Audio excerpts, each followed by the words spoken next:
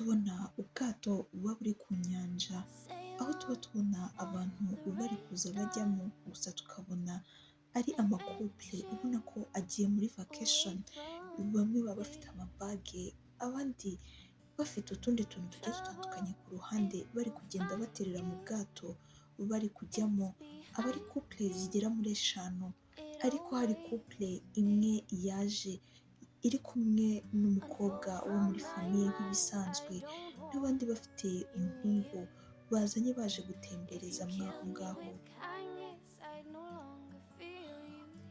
Ubwo barakomeza batamo ibikapu mu bwato, hashize nk'isaha babona ko habura iminota 30 ngo bahaguruke bagende. Barahagurutse baragenda, bose bari mu bwato.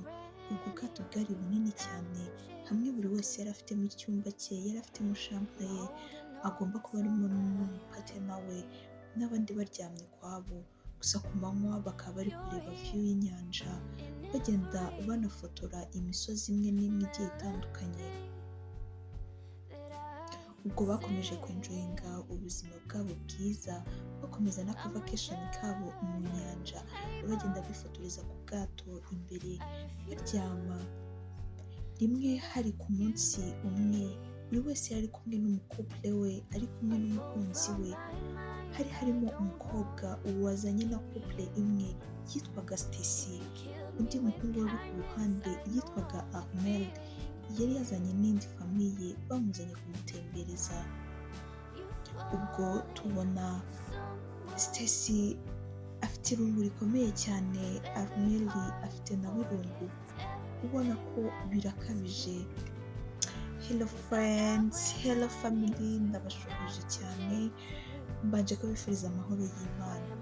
Please do subscribe, share and comment, dukomeze tubane, mbahe inkuru nziza, ndabakunda cyane.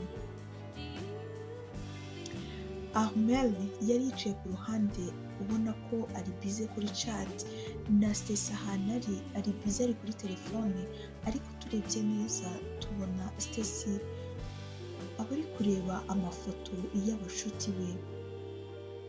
Barakomeje baratembera muri ubwo bwato, ubwo baje kugera ahantu bamwe bari ukwabo n'abandi bari ukwabo, ubona ko buri wese ari kumwe n'uwe. Hasigaye Stacy, hasigaye na Armel, ntago nabo bari kumwe, ntago bari baziranye. Armel yabuze ikintu akora, yabonye ari bored, asaba yuko ari we wabatwara, akajya ku bwato akaba ari we ubatwara. Stacy nawe yarabirebye abona ko yatangiye kuba busy, yaragiye yegera Armel amubaza se nagufasha tugatwarana. Aho yamubwira ati why not, twajyana nta kibazo rwose. Oh, Armel, nanjye nitwa Stacy. Oh, nice to meet you, ukuri nishimiye kukubona. Okay, nga reka tubatware, bariya ni amakupure, ubwo natwe reka tubatware nyine nta kundi. Ubwo barakomeje baragenda baganira Stacy na Armel, ariko abona ko Stacy ntago ari interested no kuba yaganira na Armel, ariko mu by'ukuri yari yamwishimiye. Ubabonaga yuko nta kintu bimutwaye kuba bari kumwe, kuba baganira bakenjoyinga bagaseka. Bamaze hafi ukwezi n'igice mu bwato bari gutembera, gusa barya mu bwato bameze neza, nta kibazo na kimwe bafite. Ubwo ukwezi n'igice byararangiye, baje gutaha, buri wese asubira aho yabaga, asubira mu mirimo ye ya buri munsi. Armel yari umuganga na Stacy yari umuganga, bose bakoreraga mu bitaro bimwe, ariko ntabwo bakoreraga muri serivisi zimwe. Mu by'ukuri nta nubwo bari baziranye bihagije, ibitaro byari binini, hahandi wasangaga abantu bakorera muri floor ya nyuma badashobora no kumenyana n'abakorera muri floor yo hasi, bitewe n'amaserivisi barimo, byabaga bigoranye cyane. Ubwo bakiva muri vacation, bagiye bajya ahantu mu twatsi baraganira, ahantu mu kajaride keza gusa kari hafi n'amazi, baraganira bavuga uburyo ki byagenze neza muri vacation yabo. barishimana cyane, barobye amafi barayateka barayotsa. Armel niwe wari uri kotsa amafi ari no kubakorera utuntu twose, akina n'abana, akina n'amakupure yose yari ari aho ari kumwe. Stacy ntabwo yari ari aho ngaho, yahise ajya aho aba akajya afata ibitabo agasoma, agatangira no kwiga kuko yari umunyeshuri, yari atararangiza kwiga. Ubwo barenjoyinze bashyiramo imiziki barabyina rwose, barizihirwa ubona ko ari byiza cyane. Stacy bikamubangamira kuko bari bari kubikorera hafi y'urugo rwe, kuko niwe wari usa nkaho yegereye inyanja mu kuntu. Ubwo barakomeje barabyina, amasaha yo kujya kuryama yarageze, bose baragenda, Armel arasigara. Arangije acana imiziki myinshi, arasakuza cyane. Stacy bimutera umujinya, arasohoka araza aramubwira ati hey Armel, ni ibyo uri gukora kuri kunzikuriza, ano masaha nayo kuryama ntabwo ari ayo kwenjoyinga, ndumva mwenjoyinze bihagije, kuko ushaka kumbangamira. Armel aramubwira ati no, ntabwo ndi kukubangamira, ahubwo njye nari ndi kwishimisha. Kwishimisha kwawe bivuze yuko ubangamira abandi rero? Aramubwira ati no, gusa umeze neza, ndabona uteye neza, please shut up, ntabwo ngiye ibyo ngibyo ari byo binzanye hano, ngiye nje hano nje kubwira yuko uri kumbangamira, ugabanye, ejo nifite ishuri, mfite akazi, mfite ibintu byinshi byo gukora, so genda ujye mu nzu yawe, wari ujya kwenjoyingira. Aramubwira ati no, I like this place, uyu mwanya nawukunze cyane, kubera iki ataba ariho undi, uri kumbangamira rero. Muri ako kanya haje inshuti ya Armel babanaga, aramubwira ati Armel bite, uyu mukobwa ninde? Aramubwira ati uyu ni umushuti wanjye, twahuriye mu bwato tugiye gutembera. Okay, ubwo mukomeze muganire nta kibazo. Ubwo Armel yakomeje kuganira na Stacy, ariko ubona ko Stacy ari gusa nkaho amwihunza, ariko nawe kuba bari kuvugana byari biri kumushimisha muri make. Ubwo baratandukanye, Stacy ajya iwe na Armel nawe ajya iwe. Gusa mu by'ukuri uwo mukobwa twabonye aza kubaza Armel, ari kubaza uwo mukobwa bari bari kumwe Stacy ngo ninde, ubonaga ko agizemo akantu ka jaruzimo gake, akantu ko gufuha. Twibaza ibyo ari byo, biraducanga. Ubwo Armel yaramurebye, aramubwira ati wibyitaho bro, ni ibisanzwe, never mind kabisa, nta kibazo rwose. Ubwo Armel yarebye muri firigo, afata icyo kurya ararya. Mu gitondo hari hari akazi, bagiye mu kazi, bakibyuka mu gitondo bose bagiye mu kazi, bahurira kuri reception yo hasi. Stacy biramutungura, aramubwira ati wowe ukorera hano? Ahubwo si wowe ukorera hano mu buhe buryo? Kanigire mu kazi, ubwonko bwabona uri mushya, ubwo nawe wabona uri mushya. Ubwo umwe yahise azamuka hejuru muri serivisi yakoreragamo, n'undi aguma muri serivisi ye yo hasi aho yakoreraga. Barakomeje barakora, mu by'ukuri bishimanye, bameze neza, nta kibazo na kimwe bari bafitanye. Armel umunsi umwe yari agiye gutaha, yatahaga mu modoka, ariko Stacy nta modoka yagiraga. Ariko mu by'ukuri ntabwo yari ari umukene, yategaga udutaxi two ku muhanda dusanzwe, ariko ntabwo yari afite ubushobozi bw'imodoka.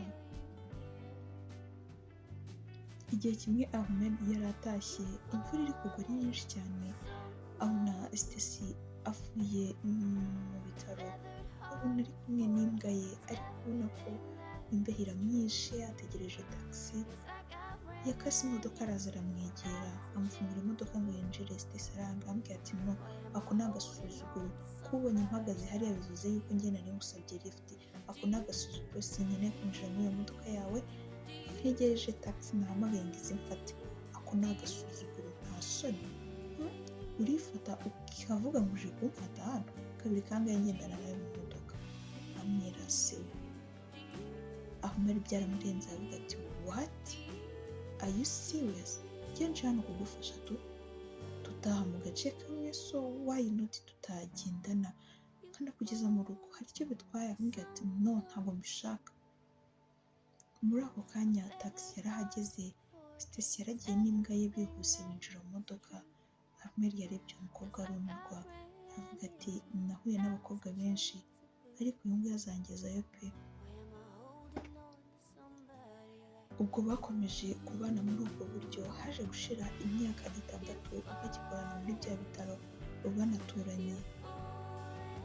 Baje gukomeza kubamo inshuti gake gake, Ahmed agasohokana Stacy, Stacy agasohokana Ahmed. Ubona ko byatangiye kuba byiza, batangiye kumenyerana. Stacy yatangiye gucisha make, ubona ko arishimye kuba ari kumwe na Ahmed,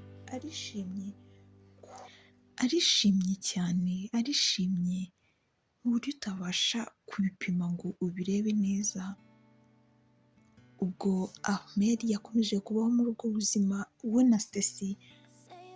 Umunsi umwe Ahmed yateguye kujya gusohokana na Stacy, Stacy nawe arabyemera.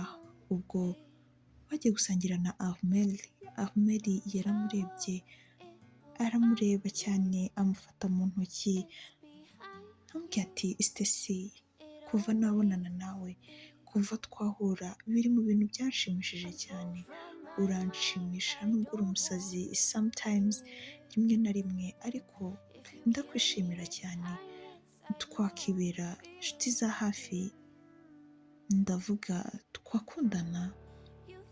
Stacy yaramurebye yambwira ati ariko wasaze, ngiye kundana nawe? Are you serious?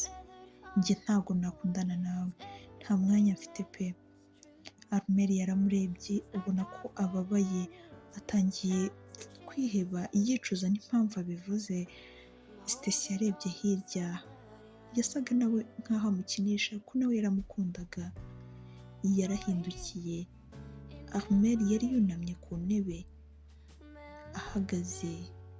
Ubwo Stacy yaraje aramwegura, aramuhobera, arabwira ati nanjye ndagukunda cyane Ahmed, kukubona cyangwa se guhorana nawe biri mu bintu bimpa imbaraga, biri mu bintu bituma nishimira kubaho cyane, kandi biri mu bintu bituma nkora akazi kanjye neza nishimye.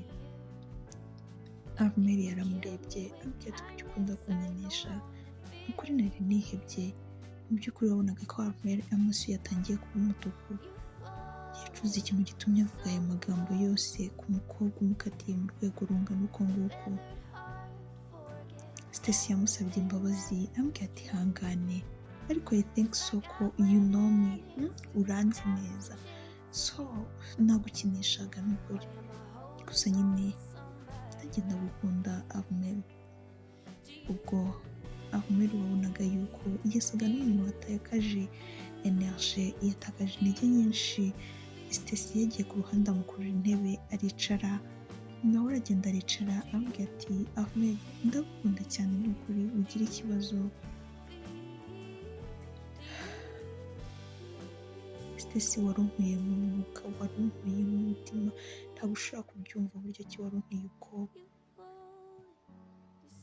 Nari ntangiye kwibaza uburyo tugiye kubanaho, uburyo dukorana, duturanye, nkibaza nkumva ntabwo ndi kubyakira. Gusa urakoze cyane kandi ndishimye. Ubwo barasangiye, bagera aho barataha, bageze ku mazu yabo, buri umwe yanga kujya iwe, ubona ko bose bashaka kujya ahantu hamwe. Gusa Ahmed aravuga ati ijoro ryiza, arihuta ajya iwe, n'undi ajya mu nzu ye. Gusa ukajya ubona yuko buri ku ruhande rumwe, buri wese akumbuye mugenzi we, buri wese ari kumva amushaka, ariko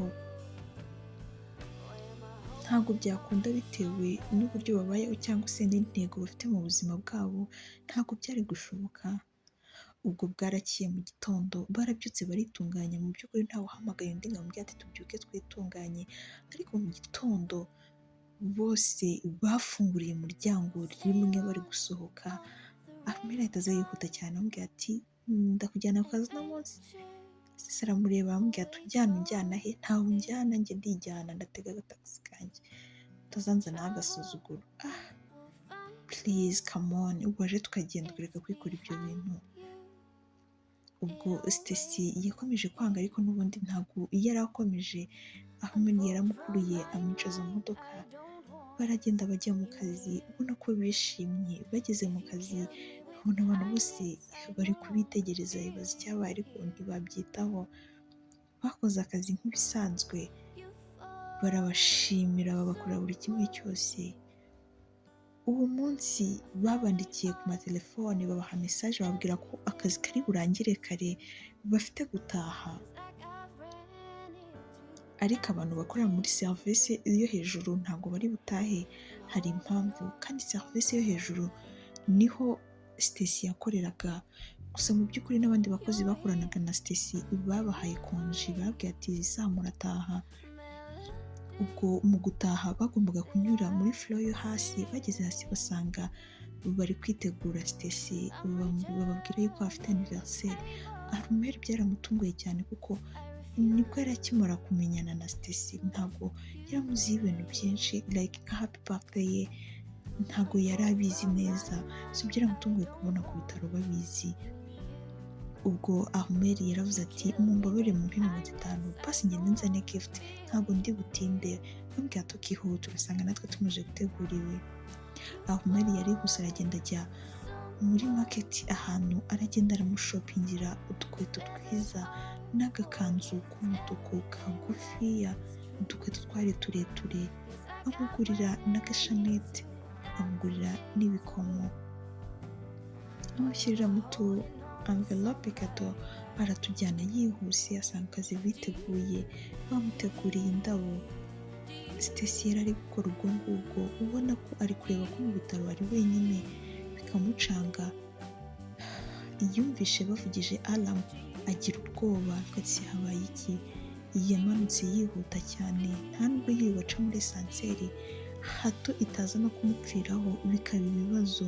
Yamanutse ku ma esikariye yihuta, yageze muri floor yo hasi, yarabaguye imbere, bahita bamuririmbira happy birthday, baramuririmbira cyane. Stacy biramurenga, ararira aravuga ati bro muri abasazi cyangwa nyine birabarenga, barabaririmbira, baramuririmbira, arishima cyane, bararirimba. Umudokita waho ni nawe wari nyiri iyo clinic, yari umushuti wa hafi cyane wa Stacy, yamuhaye ururabyo rwiza, amuha n'impano ikomeye, amubwira ati ujye ukomeza kuba umukobwa mwiza nk'uwo uri we, ntuzigere uhinduka mu buzima bwawe. Abantu bose bamuhaye impano, bamuhaye indabyo nyinshi, bamuhaye utuntu twinshi tugiye dutandukanye. Yarishimye biramurenga, aravuga ati ndabashimiye cyane kandi Imana ibahe umugisha. Gusa arebye mu bantu bari aho bose abona umusheri we ntago ahari, ubona ko atangiye kubabara. Muri ako kanya amuturuka inyuma, amupfuka amaso, amukozeho, arambwira ati please Armel winkinisha bite byawe. Ubwo Armel yamukuyeho ahita amuha gift, hanyuma arambwira ati niwe muntu nari ntegereje, numvaga mbabaye kuba ntari nkubonye mu bantu banteguriye anniversaire. Armel yaramurebye arambwira ati mu by'ukuri umbabarire, ntabwo nari nzi anniversaire yawe igiye ibera, natwe babitubwiye mu kanya ariko nahise nihuta njya kugushakira gift, ariko I promise you next time nzaba nkibyibuka kandi izaba ari nziza kurushaho. Stacy yarishimye, ariterera hejuru aramusoma, ati urakoze cyane. Ubwo bose bariyambuye barataha. Stacy bari gutaha, Armel amukatisha ahandi hantu. Stacy aramureba arambwira ati se bite unjyanye he? Yamujyanye ahantu muri hoteli nziza cyane, arambwira ati se kunzanye kuri hoteli kandi ubizi ko ejo dufite akazi, bite byawe? Badusubije inyuma gatoya, Armel ari kuganira na doctor cyangwa se nyiri clinique, yaramubwiye ati ndabizi ko usigaye ukundana na Stacy, so ugenda umwiteho. Stacy ntago agira ababyeyi, ntago agira abantu bamuhaye care mu buzima bwe, ntago agira abantu bamwitaho, niwe ugerageza kwishakira ibyishimo muri we. Genda basi umuremere ibyishimo kuri uyu munsi we w'amavuko, mbahaye ka vacation k'icyumweru kandi muzagenda ahantu hose mushaka, bill ni iyanjye nta kibazo. Ubwo tugaruke aho ngaho bari bageze kuri hoteli, ntabwo Stacy yari kubyumva, ariko ambwira ati please Armel bishaka gutuma bazanyirukana ku kazi ariko kari kantunze kandi unyumve. Ahmed aramureba aramukurura amusoma ku gahanga aramubwira ati Stacy ndagukunda kandi ngukunda n'umutima wanjye wose. Muri ako kanya Stacy yabonye SMS kuri telefone ye yandikiwe na bosi we Dr wa nyiri clinic, Dr uwo muri iyo clinic, nyiri clinic muri make, amwohereza message amubwira ko ari muri vacation, azaza hashize icyumweru nta kibazo, agende yishimishe, anniversaire yigende neza.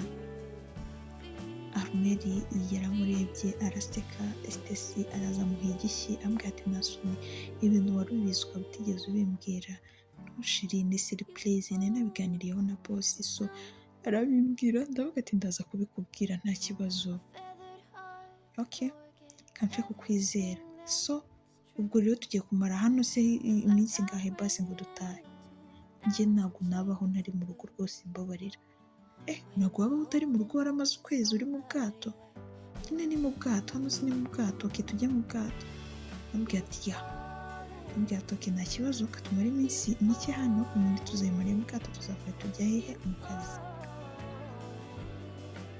Stacy ambwira ati no, ahubwo tujye mu bwato tuzamara iminsi mike tugaruke hano tuvana tujya mu kazi. Hanyuma aravuga ati uwawe nibyo. Ubwo bagiye mu bwato abariho bajya baragenda baraganira babwirana buri kimwe cyose. Ahmed amenya neza Stacy wa nyawe na Stacy amenya Ahmed wa nyawe, baragenda baramenyana cyane, barishimana, bahana promise yuko bagomba gukundana ubuzima bwabo bwose, batitaye ku masezerano bazigira bakora igihe runaka tutazi, ariko bahana isezerano ry'uko bazakundana. Barenjoyinze iyo minsi mike yabo mu bwato, baje kugaruka kuri ya hoteli baragenda babayo, bakajya babazanira abafotogarafe bagakora shooting, bakaganira, bakajya koga, bagakora sport, bakajya muri sauna. Byari sawa, ibintu byose byari neza cyane. Iminsi yabo yarashize, basubiye mu kazi, babakomeye mu mashyi bababwira ati wow, byari bimeze gute muri vacation? Isoni Stacy ziramumwica, yahise yajya muri esanseri ahita yizamukira mu kazi ke. Ahmed nawe biramurenga, arangije aramureka, bose baragenda bajya mu kazi. Ubwo rimwe na rimwe Ahmed yararaga kwa Stacy, cyangwa se Stacy sometimes akarara kwa Ahmed. Ahmed yatangiye kwita kuri Stacy bikomeye cyane, akahaba mu mwanya wa mama we, akaba no mu mwanya wa papa we. Hahandi Stacy yatangiye kumva, atangiye kuba comfortable, atangiye kubamo neza, nta kibazo afite, atangira kwisanzura kuri Ahmed birenze, akamufata byose kuri we, mama we, papa we, umukunzi we, byose akabimufata. Ubonaga ko bisanzuranaho mu rwego rushimishije cyane. Barakomeje barakundana. Muri uko kubana Stacy yaje gutwita, ariko Stacy ntiyabimenya, ariko akajya abwira Ahmed akamubwira ati meze nabi, ndi kumva afite iseseme ariko ntabwo nzi ikibazo mfite. Ahmed yaje gushaka uburyo ki abona yapimamo Stacy, ariko Stacy ntamenye icyo agamije. Ahmed yarabonye abona Stacy aratwite, ibi byaramushimishije cyane. Yaragiye ajya mu rusengero ajya gushima, avuga ati Mana urakoze. Icyo gihe yagarutse ku kazi, azazanye ururabyo rwiza rw'umweru. Akigera kuri reception yakubitanye na Dr nyiri clinic, ambwira ati what, izi ndabo uzizaniye? Ndambwira ati zizaniye Stacy wanjye. Ambwira ati okay, hako mu kazi nta guteretaniramo? Ya, nta kibazo rwose bose. Ambwira ati okay, sawa rero, ubwo amahirwe masa. Ubwo yarazamutse ajya kureba Stacy hejuru aho akorera, asanga Stacy yubitse umutwe ku meza, ntabwo ameze neza. Akimubona aje kumuyambira ahita amuha ururabyo, arambwira ati congratulations. Ambwira ati byagenze gute none? Byateye ejo ngupima, nari ndi kugushaka no buri kizamini cya buri kimwe cyose ngo ndebe ikintu urwaye, nasanze utwite. Ambwira ati what, utwite ntabwo bishoboka, ntabwo nari naba ready, ni gute ushobora kumbwira ngo natwise. Ndamubwira ati wibigira ibintu birenze, weho nta kibazo, I'm here for you, nzagufasha, ndahari rwose. Stacy ibyaramurenze yahobeye Ahmed aramubwira ati thank you so much for being my side, wakoze cyane kuhaba ku bwanjye. Stacy yaricaye, ubwo Ahmed yahise amuzanira icyo kurya aramubwira ati ndaza kureba dutahe kare. Yakomeje kumwitaho, ubona ko biraryoshye cyane, ubona ko ni byiza birenze uko mubitekereza, bishimishije. Stacy yakomeje gutwita.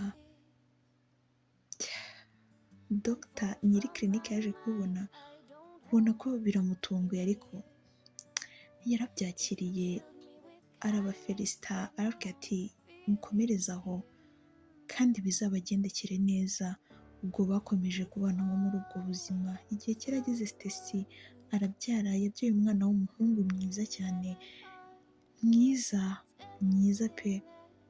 Ubwo yari yabyajwe na Dr wabo nyiri clinique, byari sawa, barabashimira, barabafelicita, babwira ati muzagire urugo rwiza kandi muzite ku mwana wanyu neza.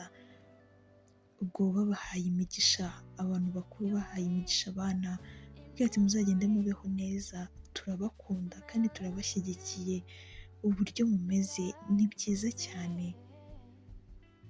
Baragiye bariyondora, umwana aza gukura, basubiye muri picnic, bajya kuruhuka mu mutwe, bongeye bisubira mu bwato bwabo aho bahuriye, bandika story y'urukundo rwabo uburyo rwatangiye, bareba n'ahantu bageze, baravuga ati wow, burya uzi ko twabera n'abandi inzira, tukabereka uburyo ki ushobora guhurira n'umuntu ahantu mukamenyana kandi mukazakundana mutabizi.